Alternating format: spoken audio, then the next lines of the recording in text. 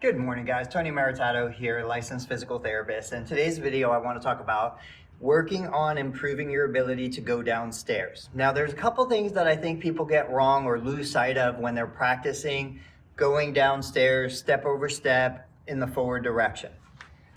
If I look at the sizing of my step, so this is a typical about 6-inch step. Then this takes me to an 8-inch step. I like the 8-inch step because most residential stairs are gonna be about 7 inches. So if we go just a little higher than you expect, it's gonna be easier when you're on a residential step. So 8-inch step height. I can set it down now. If I'm looking at how I go downstairs normally, what I want you to think about is, think about my body position, think about the knee angle that you see. I'll try to do a freeze frame, but if I'm here, if this is my surgical leg, if I'm going downstairs normally without any surgery, when I'm here, think about where my center of gravity is, where my knee joint and ankle is. I'm way out in front of my knee.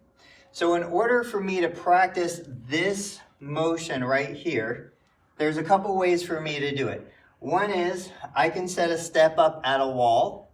And so if I put my hands on the wall and I step forward and back, the concern here is that the step would slide. So rather than putting yourself in a compromising position or somewhere dangerous, if I can replicate the same body position and joint angle, I can get the same benefit. So now what I'm gonna do is, I'm still gonna step forward, but I'm gonna come down into almost like a little mini lunge, and then I'm gonna come back. I'm trying to put most of my weight through the surgical leg. I'm trying to replicate the same joint angle through the knee and ankle as I would if I had the step. I can have the wall in front of me. And so if I can practice this motion, this will translate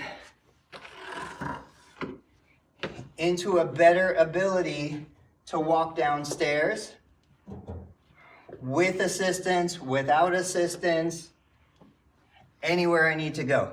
The main thing is trying to understand, what is the body doing in the activity that I want to improve?